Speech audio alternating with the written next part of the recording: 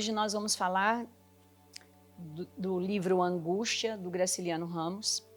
Sem dúvida, a crítica colocam como os dois grandes escritores do modernismo, da prosa, o Graciliano Ramos e o Guimarães Rosa. Nós vamos falar de um autor de extrema potencialidade da narrativa, um autor de diversas vertentes, mas principalmente no momento de propaganda do Nordeste, no momento de divulgações de temas totalmente diferenciados. O modernismo, como nós sabemos, é uma estética literária que começa a partir de 1922. E esse modernismo começa com um marco histórico da Semana da Arte Moderna, que vai de 1922 até 1930, que é aquele momento da fase heróica, que é aquele momento das conquistas, que é aquele momento da liberdade de expressão. Mas há um momento de uma grande confirmação, que o próprio Antônio Cândido diz, que sai daquele grupo, né, ali de São Paulo, da Semana da Arte, e que aí a gente vê o Brasil, a gente conhece o Brasil a partir da década de 30. Então hoje a nossa aula é uma aula muito especial, porque é uma aula que nós vamos conhecer o Brasil. É uma aula que ela diz a respeito do modernismo da década de 30, que nós temos temas como a seca, com a Raquel de Queiroz e o próprio Graciliano Ramos, com a obra Vidas Secas, que sem dúvida é uma obra-prima do Graciliano Ramos.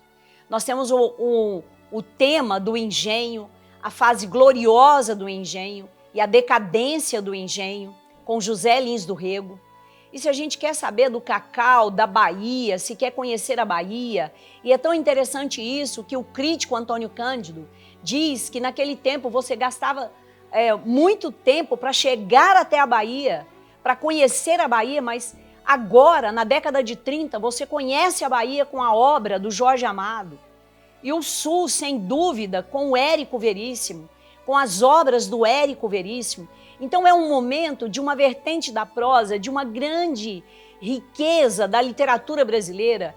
É a década de 30 tem críticos que colocam até os anos 60, 70, alguns críticos colocam até 45, que é a segunda geração modernista, que é uma geração social, que é uma geração de crítica social, que é uma geração que vai com uma vertente inovadora. Por quê? Porque vai mostrar esse Brasil, que vai mostrar esse Brasil da diversidade, que vai mostrar esse Brasil da grandiosidade. Então nós vamos, nessa aula de hoje, ver um Graciliano também neorrealista, porque é um Graciliano que vai mostrar a angústia, que vai mostrar o psicológico, é um Graciliano que vai no íntimo da personagem, é um Graciliano que vem com uma narrativa que é tão interessante, que não é mais uma narrativa que é aquela narrativa enxuta. Não se trata dessa narrativa enxuta, mas se trata de uma narrativa, como o Antônio Cândido disse, com muita gordura, ou seja, porque o grande estilo do Graciliano é uma narrativa enxuta, uma linguagem enxuta, na qual ele diz muito em poucas palavras. Mas esse livro vai ser diferente, porque é um livro narrado em primeira pessoa, no qual ele vai colocar essa primeira pessoa, essa narrativa em primeira pessoa, e ele vai trabalhar justamente o psicológico, o íntimo da personagem. Então nós vamos começar com a biografia do autor. A professora fez a introdução da estética literária, da escola literária, e a gente vai falar um pouco sobre o Graciliano Ramos, quem foi o Graciliano Ramos, qual foi o envolvimento do Graciliano Ramos, quais foram as experiências do Graciliano Ramos. E você, por favor, se inscreva no canal. Se você gostou da aula, você curte a aula, né? Coloque lá se você gostou. Também pode colocar alguma pergunta, algum comentário. Então nós vamos começar falando sobre o Graciliano Ramos. Quais foram as experiências do Graciliano Ramos? O que o Graciliano Ramos vivenciou? O que acontece com o Graciliano Ramos? Como é que foi essa experiência dele? O Graciliano Ramos, esse livro, né, que tem uma capa tão primorosa, uma capa tão interessante, que o próprio desenho da capa já traz essa ideia da angústia, né? Já traz toda essa perspectiva. O Graciliano Ramos, ele é de Alagoas. Ele nasceu em 27 de outubro. Ele nasceu em 1892. E ele nasceu na pequena cidade de Quebrango, um lugar onde permanece por poucos anos, porque o pai, o próprio Graciliano, ele fala assim: meu pai, Sebastião Ramos, negociante, miúdo, casado e com filhos, né, criado pelo gado. Graciliano é de uma família muito numerosa, né, com muitos filhos. Eles vão vivenciar um momento de seca, eles vão vivenciar um momento com muita dificuldade. E aí o pai compra uma fazenda em Buíque, em Pernambuco, e levou para lá todos os filhos. E tem uma obra do Graciliano Ramos, que é uma obra muito interessante, que o Graciliano conta sobre a sua infância, sobre as experiências dele na infância, sobre o momento dele com a família, a dureza da educação, né? O próprio Antônio Cândido, quando conheceu o Graciliano, ele fala que percebe que o Graciliano teve uma boa formação, uma boa educação. E aí o que acontece? Da fazenda, ele fala que ele conserva a lembrança de Amaro Vaqueiro e de José Bahia. Na vila conhecia André Laerte, Cabo José da Luz. Então, várias pessoas do meio da convivência do Graciliano acaba fazendo parte também da sua obra. Várias experiências da sua infância também a gente percebe alguma influência na sua obra. Então, quando a gente lê infância, a gente percebe isso. E então, o que acontece? Em 1899, vem uma nova mudança. Então, nessa nova mudança, para Viçosa, Alagoas, e logo depois para Maceió, onde passa a frequentar o Colégio 15 de Março. Suas primeiras experiências como escritor aparecem no periódico de Viçosa, no jornal carioca, O Malho. Ao completar 18 anos, Graciliano vai residir em Palmeira dos Índios. Sem dúvida, ele vai passar muito tempo em Palmeira dos Índios, onde cuida da casa comercial do pai. E ali, mas com a vida de comerciante, não o atrai. Então, Graciliano não se adequa à vida de comerciante. Começa a procurar outras coisas, começa a tentar trabalhar na imprensa, e aí ele consegue trabalhar na imprensa, o que se torna uma realidade. E aí ele vai para o Rio de Janeiro. Chegando ao Rio de Janeiro em 1914, começa a trabalhar como revisor do Correio da Manhã. A experiência, no entanto, dura pouco tempo, né? E daí, no ano seguinte, uma tragédia familiar o faz voltar, né, para Palmeira dos Índios, o faz voltar para Alagoas. Nessa época, deixa de colaborar com todos os periódicos, atividade que só voltaria a exercer 5 anos depois. Ainda em 1915, casa-se com Maria Augusta de Barros, com quem teve 4 filhos. Só que acontece que Maria Augusta de Barros, por causa de uma complicação no parto, ela acaba falecendo. No ano de 1925, marca o início do romance Caetés, concluído em 1928, mas revisto várias vezes. Graciliano é muito cuidadoso com a escrita. Até 1930, eu vou ler para vocês um texto do Graciliano, que o que ele diz, que ele faz com a escrita, quando ele escreve, como que ele procede. Olha, ele diz assim: vou mexer num capítulo e ver se mando logo para o Rio aquela encrenca. Diz, o lançamento do livro, de fato, só aconteceria em 1933. O final da década de 1920 marca ainda outros 2 momentos importantes da sua biografia. Porque aí, viúvo, ele conhece Heloísa Leite de Medeiros, companheira até o fim da sua vida, e mãe de seus outros 4 filhos. E a eleição para prefeito em Palmeira dos Índios. O Graciliano, então, gente, ele teve muito envolvimento com a política. ele acaba se envolvendo com a política. Isso é importante na sua biografia. É um dado extremamente importante na sua biografia. E quando ele foi funcionário público, ele exercia com muito zelo os relatórios, ele trabalhava muito bem esses relatórios. Inclusive, os seus amigos pedem para ele, para trabalhar, para voltar a escrever, para trabalhar a escrita, justamente por causa dos relatórios, por causa do cuidado dele com os relatórios. E aí, a eleição dele para prefeito em Palmeira dos Índios, cargo que ele vai renunciar em 1930. Depois, 2 anos após, poucos meses depois, é nomeado diretor da imprensa oficial de Alagoas, mas pede demissão em dezembro de 1931. No ano seguinte, na sacristia da Igreja Matriz de Palmeira dos Índios, escreve os primeiros capítulos de São Bernardo, romance concluído no mesmo ano e publicado em 1934. Em 1933, é nomeado diretor da Instrução Pública de Alagoas e, ao mesmo tempo, contratado como redator do Jornal de Alagoas. Em março de 1936, acontece um fato importantíssimo na carreira e para a vida pessoal do Graciliano Ramos. O Graciliano Ramos vai ser preso, acusado de comunista, vai ser preso, acusado também de subversivo. E na prisão, a gente vai ter o texto dele depois, quando ele sai da prisão, que é Memórias do Cárcere. E tem um trecho muito interessante que ele fala do medo que ele passa, que ele fala que ele tentou escrever Memórias do Cárcere ali na prisão.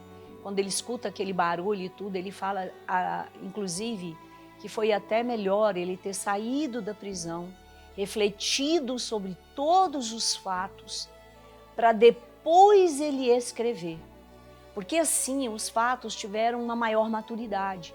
Porque se ele tivesse escrito os fatos durante os acontecimentos dele, da vida dele, durante o tempo da prisão, teria o calor dele ali na prisão. Então, para ele foi inclusive melhor ter esperado um pouco para depois escrever. Então, esses trechos que ele fala da própria escrita, nós chamamos de metalinguagem. Em diversos momentos nós vemos isso na obra do Graciliano Ramos. Então, ele fala que foi uma sorte ele ter conseguido sair da prisão, porque é um momento no Brasil, gente, a Era Vargas, esses 15 anos, era um momento no Brasil de uma grande conturbação política, um momento histórico difícil. Então, nós tivemos diversas prisões e Graciliano passa por isso. E ele vai ser solto por quê? Porque não teve nenhuma comprovação. Então, como não teve nenhuma comprovação, aí tem a soltura do Graciliano Ramos. E resultou na obra-prima Memórias do Cárcere, que nós temos um filme extremamente importante. Também o livro São Bernardo, nós temos um filme belíssimo, né? Da obra São Bernardo e também da obra Vidas Secas. Temos um filme maravilhoso da obra Vidas Secas. Bom, e daí São Bernardo é um romance concluído e publicado em 1934. Sobre a alegação, então, que seria comunista, ele vai passar por várias prisões em Maceió e Recife, segue no porto de um navio para o Rio de Janeiro, onde fica quase 1 ano na cadeia. Diz em uma carta à mulher: estou resolvido a não me defender. Defender-me de quê? Tudo é comédia e, de qualquer maneira, eu seria um péssimo ator. Em agosto, ainda na prisão, publica o romance Angústia. Alguns biógrafos do Graciliano Ramos, que é o livro nosso, da nossa aula de hoje, né? A gente toma posse do livro, né? O livro nosso, mas na verdade é o livro, tema da nossa aula. Dizem alguns biógrafos do Graciliano que ele não queria que fosse publicado no momento que ele estava na prisão, mas mesmo relutante, eles vão publicar durante o momento que ele está na prisão. Em agosto, ainda na prisão, publica o romance Angústia. Ao sair, vai morar no Rio de Janeiro com a família, inicia a publicação de alguns contos no jornal argentino La Prensa, entre eles o texto Baleia. Então, olha que interessante, gente. Ele não sentou e falou assim, vou escrever o romance Vidas Secas. O romance Vidas Secas começa com o conto Baleia. E aí, por isso que é um texto completamente diferenciado, que ele vai escrever com episódios em separados, né? O livro Vidas Secas. E daí foi publicado em 1938. Ao completar 50 anos, recebe o prêmio Filipe de Oliveira pelo conjunto da sua obra. Em 1945, filia-se, aí sim, ele filia-se ao Partido Comunista, a convite de Luiz Carlos Prestes, e lança Infância. 2 anos depois, sai do prelo o seu 6º livro, o livro Insônia. Em 1952, viaja com a mulher Heloísa à União Soviética, e as impressões dessa viagem são reunidas em um livro póstumo. Sua saúde se agrava no decorrer desse ano e em setembro é operado sem sucesso e em janeiro do seguinte ano é internado. Morre em 20 de março pela manhã, no mesmo ano, né? Póstumamente se é publicado Memórias do Cárcere. E aqui a professora vai ler um trecho para vocês. Em consequência, gente, de câncer pulmonar. Meu pai cochilava encostado no balcão. Na saleta da nossa casa, por detrás da bodega, eu recordava as lições entorpecido. Havia um grande silêncio, um silêncio incômodo. Às vezes punha-me a tossir para me convencer de que não tinha ficado surdo. Era como se a gente houvesse deixado a terra. De repente surgiam vozes estranhas. Que eram? Ainda hoje não sei. Vozes que iam crescendo, monótonas, e me causavam medo. Um alarido, um queixume, clamor sempre no mesmo tom. As ruas enchiam-se, a saleta enchia-se, e era que eu tinha a impressão de que o brado lastimoso saía das paredes, saía dos móveis, fechava os ouvidos para não perceber aquilo. As vozes continuavam, cada vez mais fortes. Que seriam? A verdade é que muitas vezes perguntei a mim mesmo se realmente ouvia aquele barulho grande, diferente de outros barulhos. Perguntei naquele tempo, ou perguntei depois, não sei. Tenho me esforçado por tornar-me criança e, em consequência, misturo coisas atuais e coisas antigas. Então, Graciliano passou por tudo isso, né? De seca, de fazenda, do interior, de Palmeira dos Índios, da doença, das diversas obras importantes, das questões da seca, da fome, da miséria, das questões políticas. E lembrem sempre que ele vai escrever também as obras autobiográficas, como é o caso de Infância, como é o caso de Memórias do Cárcere, né, que são obras autobiográficas. E o que seriam obras autobiográficas? São obras que ele vai falar dele, são aquelas obras que ele vai falar das experiências pessoais, das vivências pessoais, e que ele passa, né, por grandes questões também de sofrimento, como a morte da sua primeira esposa, né, e a doença, uma doença difícil de lidar, de tratar, e as questões relacionadas à imprensa, né, a escrita para os jornais, depois a saída dessa imprensa, depois o retorno para essa imprensa. Então, o Graciliano passa, né, por diversas situações também difíceis. E depois a saída dele de Alagoas e estabelece, né, no Rio de Janeiro, estabelece moradia no Rio de Janeiro. Bom, então agora nós vamos falar especificamente da obra Angústia, de Graciliano Ramos. É uma obra extremamente interessante porque essa obra ela vem com uma temática, com uma pegada diferente. O primeiro momento da obra, eu quero dizer para vocês que não é uma obra dividida em capítulos. Então, a gente tem uma separação, às vezes, você vai perceber a separação da obra porque a gente tem um espaço. Mas é uma obra moderna, Então não há essa preocupação em enumerar parágrafos, não há essa preocupação em nomear parágrafos. E é uma obra narrada em primeira pessoa. E a primeira página da obra, né, você observa que o nosso narrador, ele começa narrando a obra, narrando em primeira pessoa, e é uma obra que logo no primeiro parágrafo nós já vamos perceber um sentimento de angústia, nós já vamos perceber um sentimento de medo. Então aqui, o narrador ele já começa dizendo o seguinte, o Luiz da Silva, ele já começa dizendo assim: levantei-me há cerca de 30 dias, mas julgo que ainda não me restabeleci completamente das visões que me perseguiam. Naquelas noites compridas, umas sombras permanecem, sombras que misturam a realidade e me produzem calafrios. Então aqui nós nos perguntamos, por que ele levanta depois de 30 dias? É uma obra centrada no flashback. É uma obra que ele mistura passado e presente. E é uma obra, por que esses 30 dias? Nesse primeiro momento, nós ficamos nos perguntando a isso. Eu quero te convidar a ir lá para a página 11. Na página 11, como a professora está dizendo, é uma obra em flashback. Ele então volta. Então é uma obra que vai passado e presente, porque é uma obra em flashback.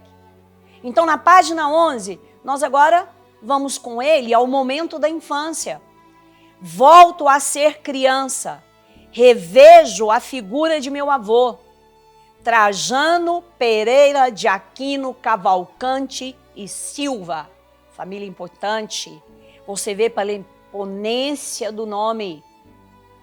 Então ele fala do avô, que alcancei velhíssimo, os negócios na fazenda andavam mal, e meu pai reduzido a redução também vem pelo nome, meu pai reduzido a Camilo Pereira da Silva, ficava dias inteiros manzanzando numa rede armada nos esteios do copiar, cortando palha do milho para cigarros, lendo o Carlos Magno, sonhando com a vitória do partido do padre, que o padre Inácio chefiava.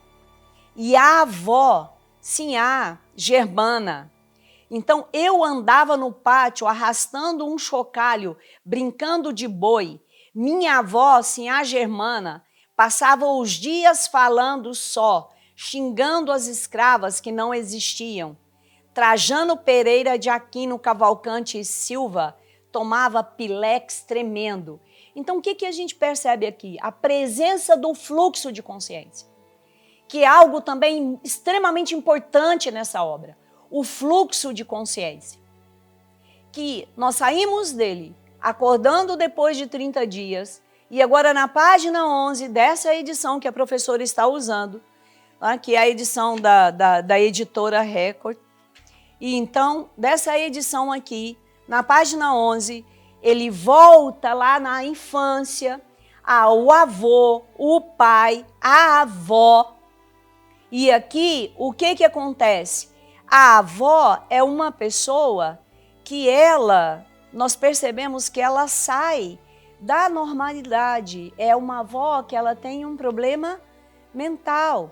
Então, o que ocorre? Nesse passado e presente. E aí, nós nos deparamos na página 17 com a apresentação de uma nova personagem. E ele nos apresenta essa nova personagem com ódio. E até então, por que o ódio? Por que ele apresenta Marina com ódio?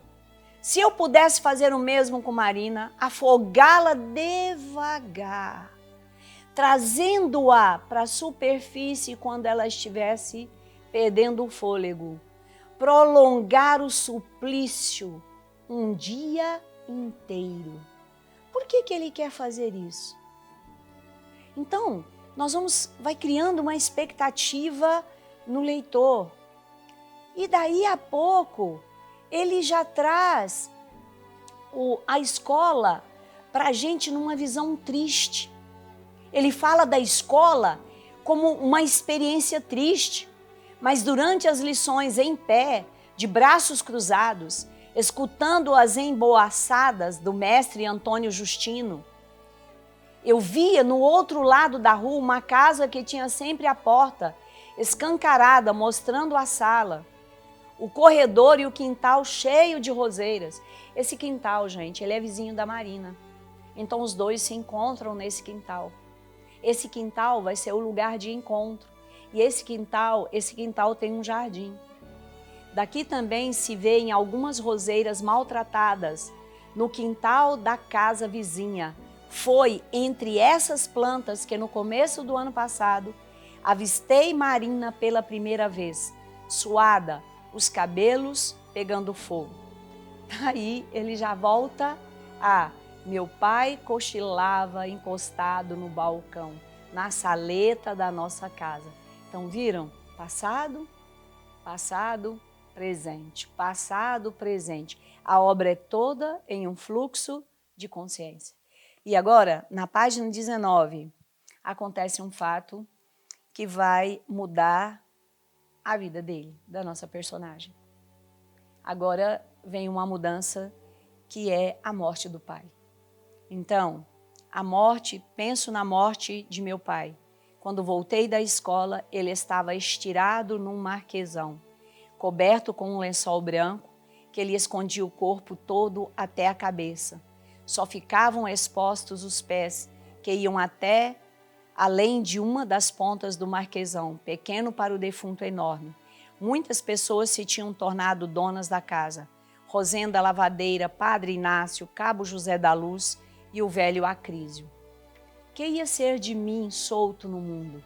Ele então começa a fazer perguntas retóricas.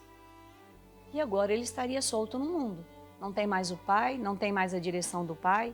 Pensava nos pés de Camilo Pereira da Silva, sujos com tendões de grossura de um dedo, cheio de nós, as unhas roxas, eram magros, ossudos, enormes.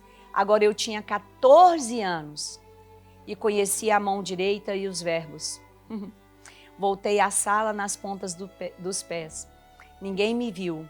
Camilo Pereira da Silva continuava escondido debaixo do pano branco, que apresentava no lugar da cara uma nódoa vermelha coberta de mosca. Luiz da Silva, começa, a pensar com medo daquela gente toda, Camilo Pereira da Silva.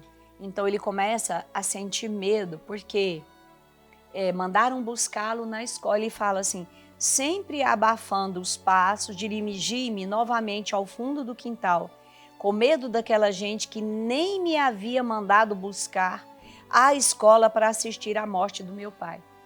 Então, quer dizer, nem mandaram buscá-lo à escola. Então, imagina.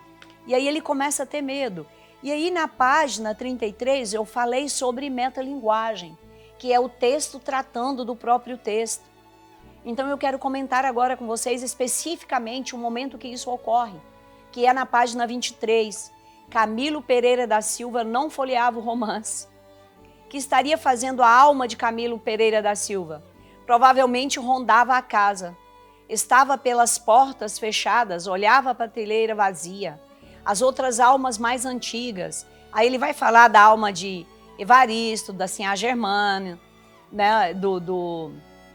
do avô. Agora ele vem com uma outra personagem, seu Ivo, silencioso e faminto, vem visitar-me. Faz agrados ao gato e ao papagaio. Entende-se com a Vitória e arranja um osso na cozinha. Não quero vê-lo, baixo os olhos para não vê-lo. E fico de pé, encostado à mesa da sala de jantar, olhando a janela, a porta aberta de degraus de cimento que dão para o quintal. Então aqui já volta ao presente. Então ele precisa vestir para chegar à repartição 9 horas. E veja bem, gente, Dr. Gouveia, o narrador, o Luiz da Silva, a caminho da repartição, a gente começa a perceber uma seguinte situação. Ele deve dinheiro ao Dr. Gouveia, que é dono da casa onde o Luiz da Silva mora, que na verdade é uma casa muito simples, que ele trabalha, né, na imprensa. O amigo dele, o Moisés, também empresta dinheiro para ele.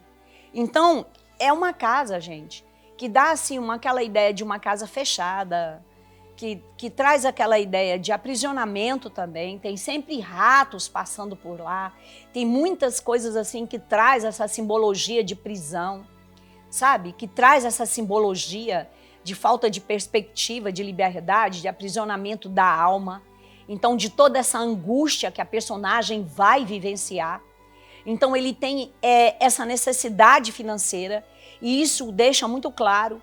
Então, o Moisés comenta o jornal, nunca vi ninguém ler com tanta rapidez. Ele fala sobre esse comportamento do Moisés e sobre a dificuldade dele em relação ao dinheiro, em relação ao trabalho dele, né? Então, a Vitória é a funcionária do Luiz, né, da Silva. E o que a Vitória faz? A Vitória, ela pega o salário dela e ela enterra esse salário no quintal. E o Luiz da Silva, ele fica sabendo disso. Então, a professora vai comentar a página 36 com vocês. E faz cálculos que não acabam. Cálculos inúteis, porque não gasta nada.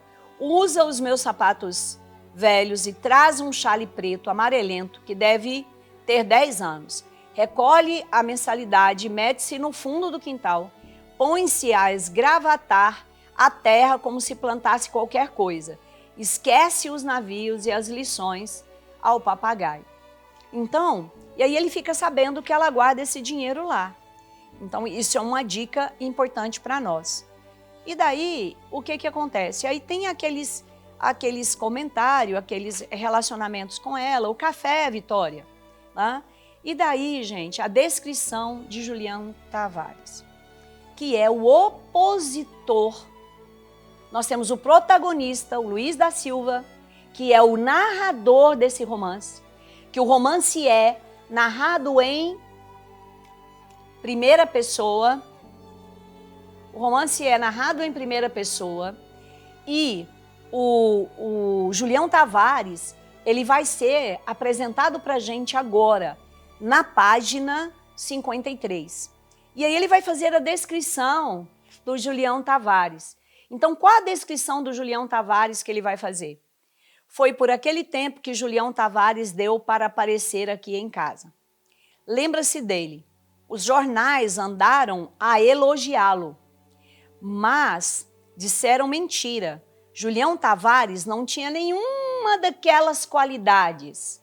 Olha como ele vê o seu opositor. Julião Tavares, então, ele é o antagonista. O Julião Tavares é o seu antagonista. Não tinha nenhuma daquelas qualidades que lhe atribuíram.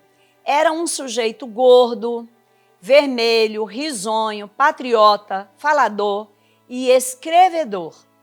No relógio oficial, nos cafés, nos outros lugares frequentados, cumprimentava-me de longe, fingindo superioridade. Como vai, Silva? À noite, chegava à minha casa, empurrava a porta e, quando eu menos esperava, desembocava na sala de jantar, que não sei se já disse, é o meu gabinete de trabalho. E lá vinham intimidades que me aborreciam. Linguagem arrevezada, muitos adjetivos, pensamento nenhum. Conheci esse monstro. Olha como Luiz da Silva fala dele. Conheci esse monstro numa festa de arte, no Instituto Histórico. Então não esqueçam disso. Como é que brota esse Julião Tavares? Ele não aparece do nada, gente. Ele conhece o Julião Tavares no Instituto Histórico, numa festa. E ele o chama de monstro. Citou os coqueiros, as praias, o céu azul, os canais e outras preciosidades de Alagoas. desceu e começou a bater palmas terríveis aos oradores, aos poetas e às cantoras que vieram depois a ele. A saída deu-me um encontrão, segurou-me no braço e impediu que me despencassem pela escada abaixo. E se desculpou, é claro. Bom, gente, e aí o que vai ocorrer? Ele vai se aproximando, né, da sua amada, que vai ser a sua vizinha, e aí a gente tem uma situação inusitada. Qual que é a situação inusitada? De repente, a família dela começa a pedir para o Luiz arranjar trabalho para ela, né? E, olha, Luiz, você podia arranjar trabalho para Marina. A mãe pede, né? E aí o pai, a mãe é a Adélia, gente. E o pai, o senhor Ramalho, vira e fala assim, essa menina não vai dar para nada, não adianta você arrumar trabalho não. E aí ele arruma um trabalho para ela na loja. E ela, por sinal, ela vira... o pai dela chega a dizer o seguinte, que o homem que se casar com ela vai fazer um negócio muito ruim. E aí ele vai e arranja um trabalho para ela assim, na loja. E ela vira para ele e fala, não, como assim? Eu vou trabalhar na loja para as pessoas mexerem comigo, para eu ficar ouvindo gracejos? Que emprego é esse? Então, o que acontece? Ela vai rejeitar o trabalho que o Luiz da Silva arranja para ela. Então, eles passam a ser um casal. E como casal, gente, ele, então, que tem pouco dinheiro, ele vai descrever a intimidade dos dois, né? E aí, o que acontece? Eles ficam muito no quintal, eles se encontram no quintal, e do pouco dinheiro dele, ele ajeita o dinheiro para ela comprar o enxoval. E daí, o que ela faz, gente? Ela pega o dinheiro e compra coisas muito caras. E ao comprar coisas muito caras, ela acaba gastando o dinheiro todo que ele passou para ela. E ele até então não tinha falado para ela que ele tinha pouco dinheiro. E ela acaba gastando com coisas muito caras e compra muito pouco. Isso está na página, depois da página 90, né? E daí, olha, vamos comprar o resto. Faça economia. Ele vai falar para ela, até que enfim ele vai e conversa direito com ela. Ele fala, olha, vamos comprar o resto, faça economia, ouviu? Os cobres estão escassos. Sugeri mais 500 mil réis. Depois sangrei 200, adquiri imóveis em leilão, vesti-me novo, porque as minhas camisas estavam esfarrapadas e o paletó que cobria de nódoas. Marina aplaudia a transformação que se ia operando no meu exterior, só que ele não tinha dinheiro para isso. E o Julião Tavares era o oposto dele, era o antagonista e o oposto dele. E aí o que vai ocorrer, gente? Chega ao ponto que ele começa a ver o Julião Tavares próximo à casa deles, porque a Marina era vizinha. E aí ele vai ficar, gente, tão preso a isso, que ele começa a vigiar a Marina. E ele chega ao ponto, ao delírio de faltar ao trabalho e para ficar observando a Marina, para ficar observando os momentos que o Julião Tavares está por ali. E aí essa situação vai ficando tão fora de controle que ele chega a um momento que eles vão romper. E aí o Luiz rompe com a Marina, chega a dizer que mulheres não faltam, e aí eles rompem, mas ele não se muda daquele lugar. E a Marina, então, assume o relacionamento com o Julião Tavares. E vai ser uma dor muito grande para o Luiz da Silva. E, gente, ele vigia tanto a Marina que ele fica escutando o chuveiro, ele fica escutando os barulhos da casa dela, pensando, será que é a Marina? Será que é a Marina que está no chuveiro? Será que é a Marina que está agora ali no banho? Quem será que está agora? E aí ele começa a perceber que o Julião Tavares vai diminuindo as visitas à casa da Marina. E aí, olha, ele começa a perceber as visitas de Julião Tavares. Nessa edição da professora, está na página 169. As visitas de Julião Tavares foram escasseando e a alegria ruidosa de Marina pouco a pouco desapareceu. Havia um grande silêncio na casa da vizinha. Seu Ramalho estava contente. Parecia que a tonta criou juízo.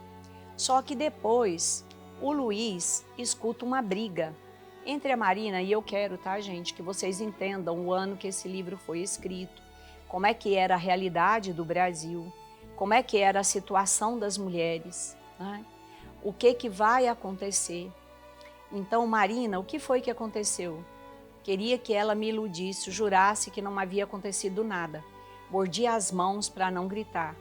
Afastei-me como um bêbado, mas o ventre disforme continuava a perseguir-me. Era-me necessário falar. Marina assoava-se e lavava os dedos, soluços subiam e descia. Aquele muco que a água levava às lágrimas e salivava abundante. Aquela miséria, aquele abandono, tudo me atraía. Então, o Julião Tavares vai abandonar a Marina e a Marina, a mãe descobre a gravidez da Marina e isso passa a ser um problema para a família. Por quê? Porque o Julião Tavares vai abandonar a Marina grávida. E o Luiz fica inconformado. Então o Luiz da Silva vai ficar inconformado. E olha a fala da mãe para Marina. Que horror, filha da minha alma, santo Deus, valha-me Nossa Senhora do Amparo. Pois sim, disse Marina com um risinho. Pois sim, está vendo? Coitadinha não via, não sabia, tão inocente, agora já sabe, pois é, escangalhada com um filho na barriga. Então, olha a fala da mãe. Não faça isso, carinha de santa, não. É o que lhe digo, estou mentindo? Arrombada com um moleque no bucho. Não quer ouvir, não? Tape os ouvidos. E aí, depois, o Julião, é claro, né, fica vigiando a Marina o tempo todo. E a professora quer comentar outra coisa. Como ele ficava lá naquele tempo atrás, vigiando demais a Marina, com isso ele trabalha pouco. E aí, é claro que o dinheiro dele já era escasso, vai ficar muito mais escasso. Ele, então, vai até o quintal, pega o dinheiro da sua funcionária, depois ele pensa em colocar mais dinheiro ainda, e aí ele coloca mais, ele fala assim, não, vou pagar o dobro, vou pagar o dobro, o juro dobrado, né? E ela depois, quando ela vai lá no quintal, que ela mexe, ela percebe que alguém mexeu no dinheiro, que alguém tirou o dinheiro que não estava do jeito que ela tinha colocado, então ela percebe que alguém havia mexido. Então, porque o dinheiro dele fica cada vez mais escasso e ele para de trabalhar para ficar vigiando a Marina naquele período lá que o Julião Tavares fica, né? Passando a porta da casa da Marina e tudo mais. E tem um momento que ele descreve a Marina e ele descreve a Marina mostrando sensualidade e ao mesmo tempo denegrindo a imagem da Marina. Isso também é muito forte na obra. Mas agora, gente, existe um momento terrível na obra, esse momento muito sofrido para a mulher. Um momento que a gente percebe que nessa lista da Unirv tem muito essa condição da mulher, a condição da mulher na sociedade, toda a cobrança da sociedade em relação à mulher.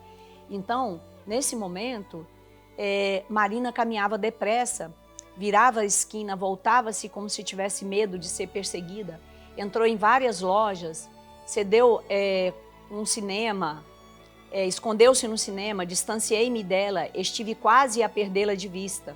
Escondi-me numa esquina, porque de quando em quando ela se aprumava e examinava a rua, como se afastasse de mim. Atravessei, arrisquei-me depois, a nova escapada. O bairro era uma desgraça. Mato nas calçadas, lixo, cães soltos, olha só, vadios à porta. E tinha uma casa, gente, com letras em carvão, escrito,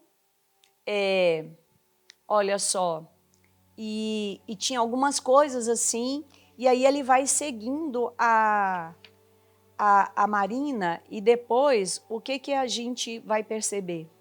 Que a Marina, né, Luiz vai perseguindo, e a Marina chega a um local, e nesse local que a Marina chega, a Marina, então, ela vai fazer o aborto.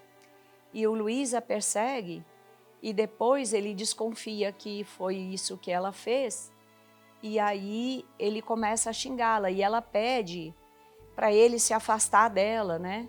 Ela pede para ele deixá-la sozinha, né? E ela pede para ele, por favor, se afastar. E ele não, ele vai cada vez mais se aproximando dela. E o letreiro estava escrito assim, gente, Albertina de Tal, parteira diplomada. E aí ela foi até o fim da rua, e aí o que acontece? Ele então vai, aproxima dela, ela sai, né? Fraca, a Marina fulana de tal, imagina, parteira, Albertina parteira diplomada. E aí quando ela sai fraca daquele jeito, mesmo assim, ele aproxima dela e começa a falar coisas horríveis para a Marina. E a Marina pedindo para ele se afastar, e ele agredindo a Marina, e ela pedindo para ele ficar longe dela, né? E mesmo assim ele vai falando, né, aquelas coisas para ela. Então, assim, é um momento muito doído, é um momento muito difícil, né, gente? Então aqui, ó, atravessei a rua e acheguei minha Marina, que se afastava com dificuldade. Estava quase a pisar-lhe os calcanhares, tossi. Faz favor? Continuou a marcha penosa, mais lenta e mais cansada depois que dobrou a esquina. O suor corria-lhe na nuca, entre os cabelinhos arrepiados. De quando em quando a mão enxugava a cara, erguia por cima de um ombro. Faz favor?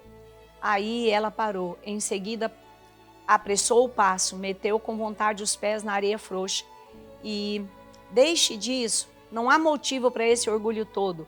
Baixa a pancada, de onde vem a soberba tão grande? Boa tarde, como vai a saúde? Que tempo? E aí, né, ele começa a xingá-la de puta. Né? Atirei-lhe na cara com raiva. Puta, Marina ouviu isto sem se revoltar. Apenas ficou mais branca. Estirou o beiço, quase chorando. Me largue. Está bem, ninguém tem nada com isso não, não é? Vamos, anda. E aí ele xinga de novo ela desse nome. Dizia-lhe o insulto, mas estava cheio de piedade. Queridos, que linguagem, né? Ele dizia o insulto cheio de piedade. Então, olha só, pensei em Cirilo, na Engrácia, visto dias antes em fotografia, um cangaceiro morto amarrado a uma árvore. E agora vou caminhando para o desfecho. O que acontece? Ele então, ele ganha uma corda e ele anda, ele ganha essa corda do Ivo. Lembra que ele nem queria olhar para o Ivo é um bêbado que, né, ele o visita sempre. E ele ganha essa corda do seu Ivo, do Ivo, o bêbado. E aí o Luiz da Silva, e essa descrição, ela é uma descrição incrível da ação dele. E aí, ao ganhar essa corda do Ivo, ele então vai descrever para a gente detalhadamente como que ele vai fazer com essa corda, o que ele vai fazer com essa corda. Ele então pega essa corda, tira essa corda do bolso. Nessa edição da professora, está na página 255. Retirei a corda do bolso em alguns saltos silenciosos como os das onças de José Bahia. Estava ao pé de Julião Tavares. Então ele aproxima de Julião Tavares com a corda. Tudo isso é absurdo, é incrível, mas realizou-se naturalmente. A corda enlaçou o pescoço do homem e as minhas mãos apertadas afastaram-se. Houve uma luta rápida, um gorgolejo, braços a debater-se, exatamente o que eu havia imaginado.